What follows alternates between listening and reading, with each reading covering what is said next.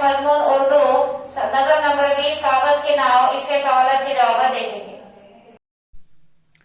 प्यारे बच्चों, उर्दू बाल भारती तीसरी जमात नज़म नंबर 20 कागज़ की नाव सवाल व जवाब।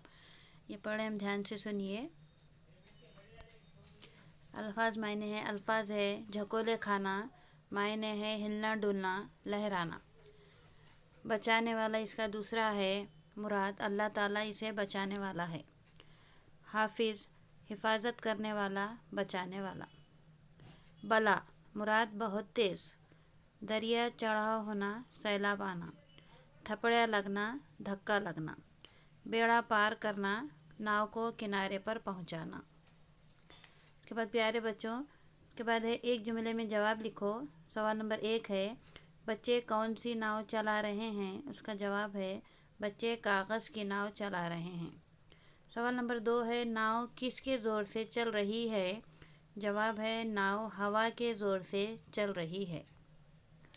के बाद सवाल नंबर 3 है नाव को सचमुच बचाने वाला कौन है। का जवाब है हमारी नाव को सचमुच बचाने वाला खुदा है।